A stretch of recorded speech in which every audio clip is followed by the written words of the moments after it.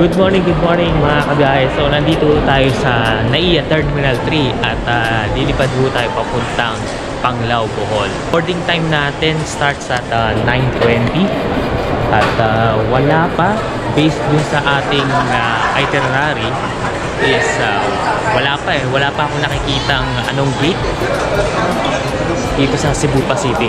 By the way po pala mga kaibigan, mga kabiyahe, we'll be flying Cebu Pacific at maghihintay pa ho tayo kung anong gate kung saan tayo pupwesto.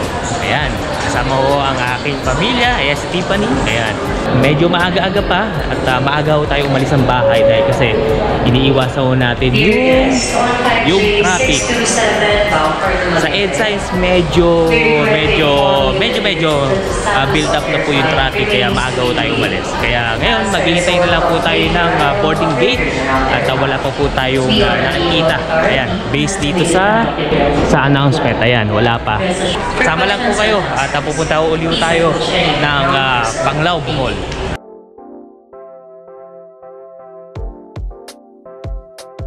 Ayun, nakatambay po lang po muna tayo dito sa mga upuan ho dito sa domestic. So, naghahanap po yung aking mag-ina ng kape at gusto ko rin uminom ng kape.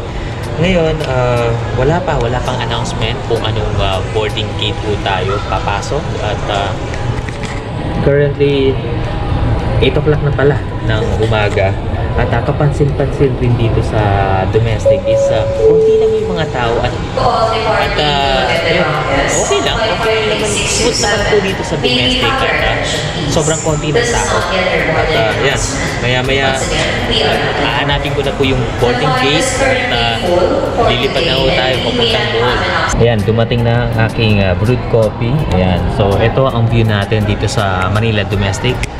So nakikita niyo yan yung Savoy Hotel, Mega World, ayan, Belmont Hotel, ayun, banda ron, yung Belmont.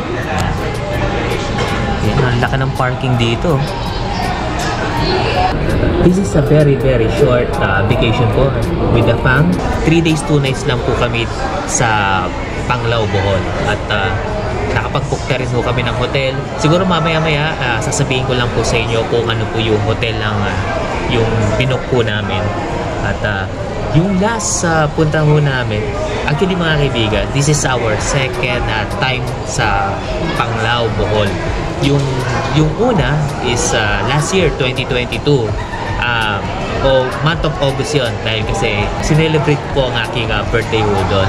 Kung hindi ako nagkakamali, 4 days 3 nights po kami doon. Ngayon, very short lang po itong vacation lang natin, 3 days 2 nights. By the way po pala, no?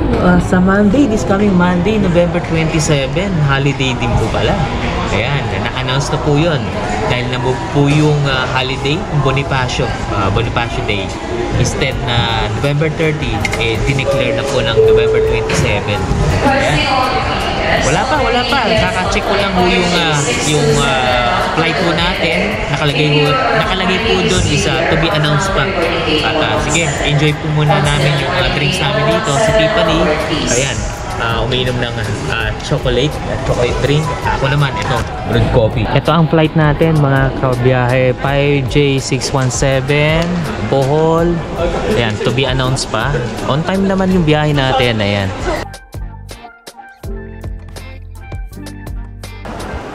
Boarding na tayo. Gate 133A tayo.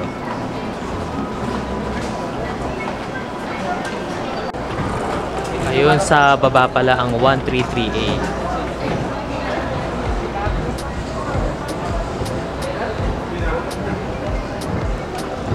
Excited. Hi Tiffany! Excited? Hi! Ayan, boarding na kami. 133A.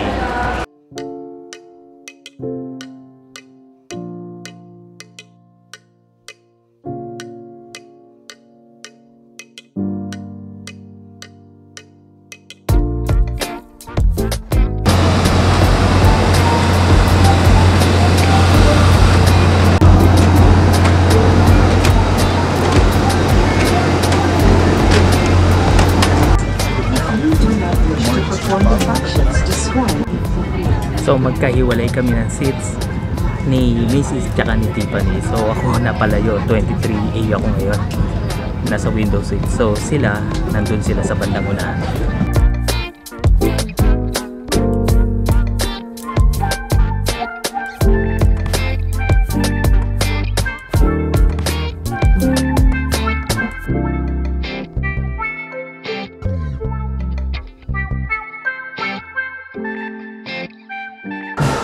Okay, touchdown Bohol Panglao International Airport at ayan, medyo umaambon-ambon mga kabiyahe. This is our second time here sa Bohol.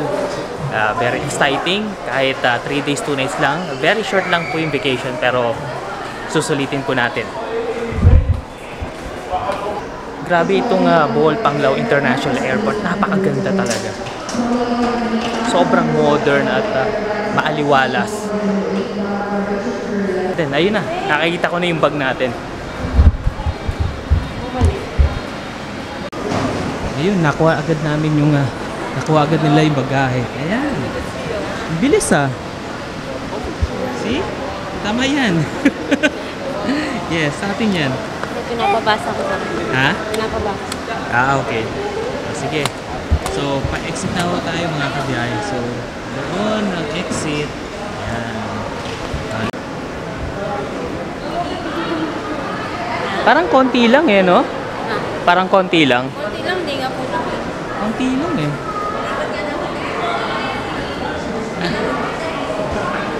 Ayan, so palabas na tayo dito. Ito na yung exit ng Bohol Panglao International Airport. Ayan. Nakalabas na kami dito sa Bohol Panglao International Airport at tinawagan na namin si Kuya Nestor. Siya rin yung naging tour guide namin last 2022. Lalagay ko rito sa description box below yung full contact ni Kuya Nestor. Maganda po yun. May nag-o-offer din po siya ng mga countryside tour. At sige, mamaya ibibigay ko rin sa inyo yung full details ni Kuya Nestor. At tinawagan ko na nga ho siya para sunduin ho kami dito sa airport. Sa paglabas niyo dito sa Bohol Panglao International Airport, ito po ang sasalubong sa inyo. Marami rin po mga mga tour. Ayan po, nag-o-offer po ng mga transfer, hotel. Ayan po, dito yan, dito sa domestic arrival section yan. Marami. Sa mga nagdi-DIY at gusto makatipid at dito kasi, dito sa area ng airport, hindi nakakapasok yung mga tricycle no?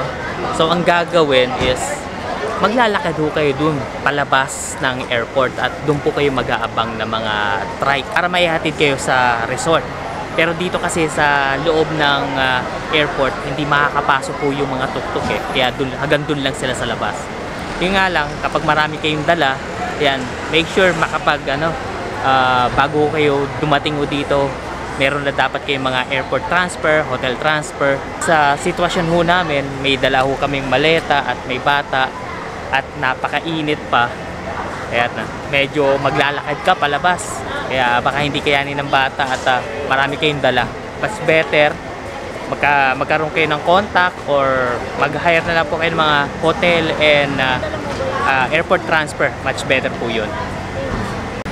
Ito yung sinasabi ko sa inyo. Magdi-DIY kayo at gusto nyo at wala kayong mga hotel transfer o na sasakyan, yan, maglalakad ho kayo doon palabas ng airport. Doon po yung exit ho. So lalabas ho kayo doon, dala-dala nyo po yung mga gamit nyo at doon kayo makakahanap ng trike o yung tinatawag nilang tuk-tuk.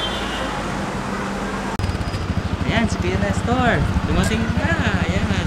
Hello! Kamusta na? Kamusta na? Kuya Nestor, ayan si Kuya Nestor. Welcome back. Welcome back. Hello po. Ayan na si Kuya Nestor. Ayan. Kuya. Same pa rin yung number mo, Kuya Nestor? Oh, same pa Ito rin. pa rin. O, ayan ha. Sa mga balak at gustong pumasyal ho dito sa Panglao. Ayan. Hanapin niyo yan si Kuya Nestor. Ayan ha. Legit yan. Legit. Ayan. Ayan po yung Legit po ID tayo niya. dito. Ayan. Legit. Kuya Nestor. Ayan. Yan po yung number niya. And parang ID na to, no? High Oo. school body Oo. number. Ayan. Oo, 2 araw. Sabi ko yung mga grade 6 nagjojowa-jowa, ano ba yun? Yung mga joke. Nagtujuan, ha? grade 6 naman ko sila eh. Hanggang grade 7, ay nakuha ulit. Bawal pa, sabihin mo. Ayan, so nandito na. Ayan, papunta na tayo doon sa resort na binook po natin. Oo. And by the way, ang resort po pala, mga kaibigan, is Villa Tomasa, Aloanoque. Ito, 80.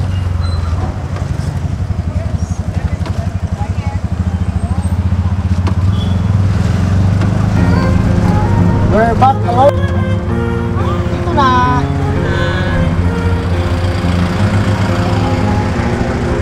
Korean Cinemas.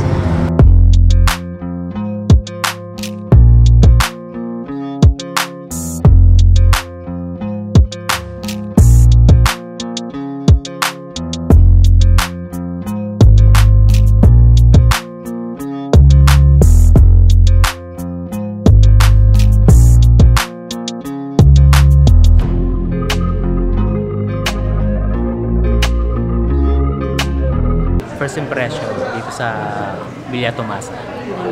Maganda, di ba? Maganda. Ito na, pinaprocess na ni ate yung ating check-in booking confirmation. Gawin namin yung standard check-in time na is 3 p.m. 3 p.m. pa, di ba? Process ko na lang po yung paper so that later I will give you the concern. Okay. If ready na po yung Okay, sige. Tapos may question na po. Kasi May question na kami doon sa booking namin. yung kid, yung isang bata. ilang taon. 11.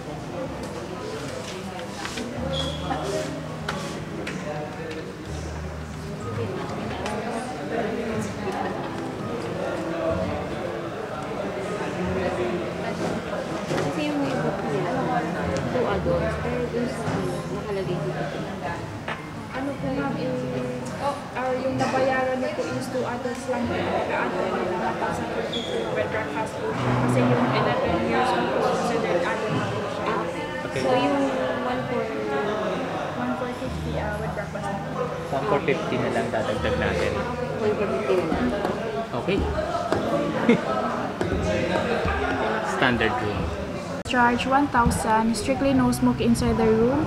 Food and drinks na mabibili outside, okay lang po siya i-consume sa room pero bawal po siya sa restaurant kaya nag-cartage po ma'am. And then if mag-request po kayo ng room cleaning ma'am, inform na lang po yung FO and then okay lang po na maglagay po kayo ng sign po sa labas po ng door. And then available po siya 9 AM to 5 PM po. And then later ma'am, yung susi na lang po ibibigay ko po if ready na po yung room po. Thank you. Thank you. 3 p.m. no? Miss Yes, France? sir. Okay. Thank you, Miss France. You're welcome po sir. Ayan.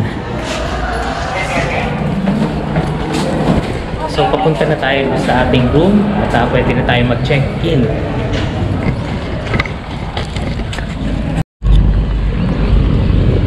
Ganda ng panahon, no? Tarik na tarik yung araw.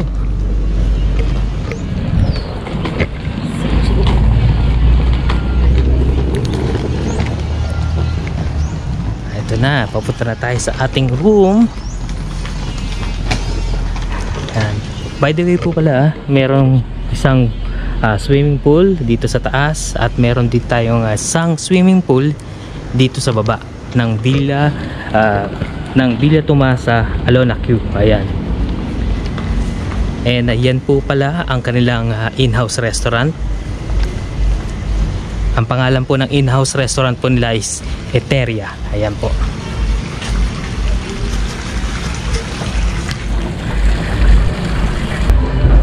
Ayan. Sa taas tayo ng Eteria. Ayan, akit tayo. Okay.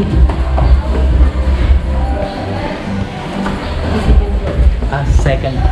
Nasa second floor po tayo ng Eteria. Ayan.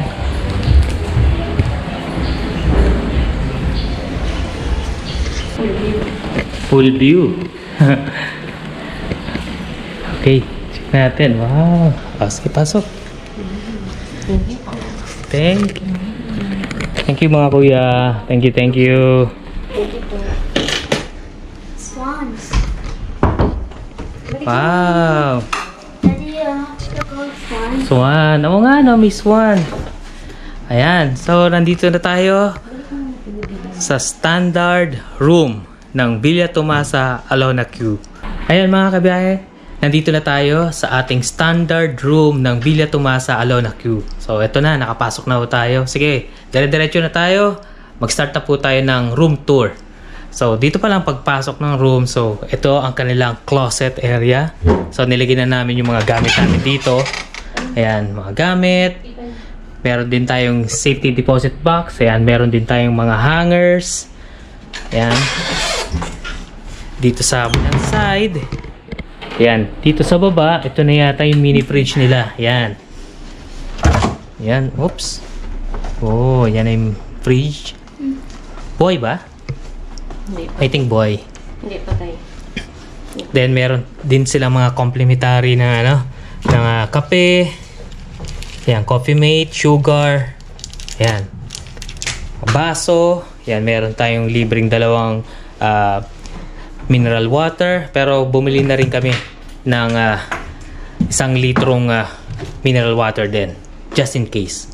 Then meron din tayong kettle. Nandito na rin po ang malaking TV natin. Ayan. Siyempre dito sa side naman, ito ang kanilang parang pwede ka rito magtrabaho, work desk. Meron din tayong outlet to dyan.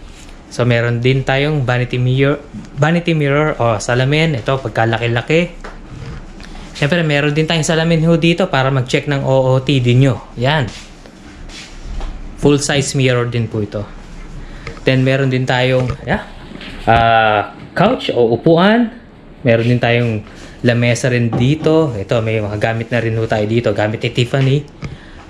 Ito, dalawang king size bed to, no? Yan, king size bed. Dalawa na yan. Dito na kami ni Mrs. Si Tiffany dito. At meron din tayong mga outlets. Ayan. And drawer. And dito sa labas, meron din tayong terrace o veranda. Open natin. Yan. Yan, tamang-tama. Kung gusto nyo magkape, mag-unwind, dito lang ho kayo pumwesto with view ng Villa Tomasa swimming pool po nila. Sa baba po nito, ito po yung Eteria. Yung Eteria po is yung in-house restaurant po nila. Kaliwang side, ayan po, kalsada po yan. Yan, ito yung kalsada ng Alona Road. Yan. Alona Road po yan. Kapag diniretso nyo po yan, palabas po ng McDo, Jollibee. Sa kaliwa naman side, papunta na po yung White Beach. Ayan. Ayan po. Ayan po yung view natin ng swimming pool. Oh. Ayan. And sige, check naman natin ang bathroom or CR. Okay, buksan na natin. Oh, wait lang, buksan natin. Ilaw. Malinis, mabango. Yan, meron din tayo hair dryer o blower. Ito na po. At syempre, meron na rin tayong mga guest kits, toothbrush, shampoo, conditioner, soap, meron na rin po. Mga toiletries natin yan. At yung basurahan, meron na rin po. Ito, malinis, may tissue. Yan, may bidet din po ito. Yan, plus points po yan, may bidet. Dating dito, hot and cold shower po.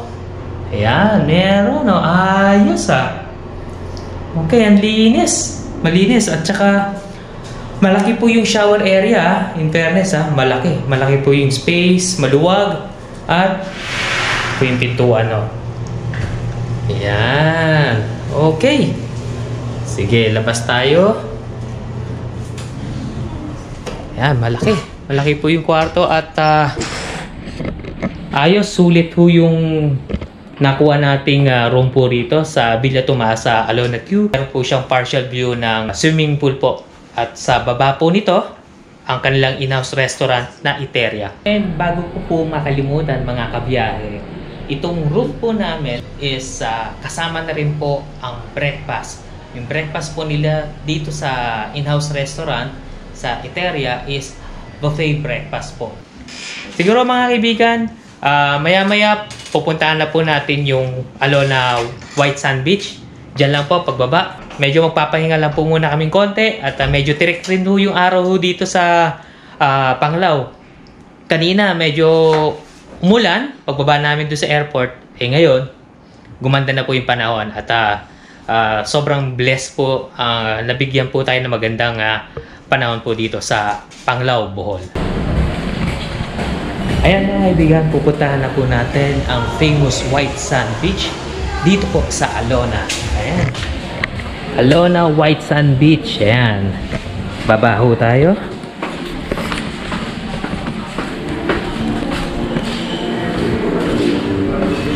Ang oras na po natin ngayon is eksaktong 4 o'clock ng hapon. Tingnan na po natin ang lagay ng Alona White Sand Beach. Wow! Ang ganda! Wow!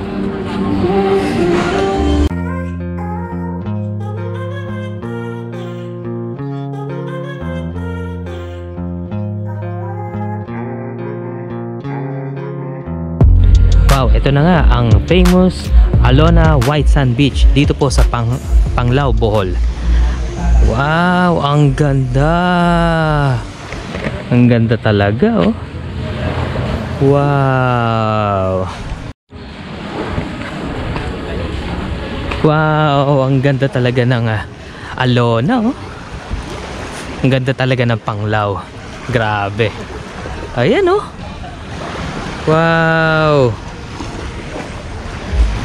Grabe. So dito tayo nakastay ngayon. Ito po ang Villa Tumasa Alona Q. Dito po yan sa Panglao, Bohol. Ayan. Sige, try kaya natin maglakad-lakad mga kaibigan, mga kabiyahe. Ang oras po natin ngayon is 4:05 ng hapon.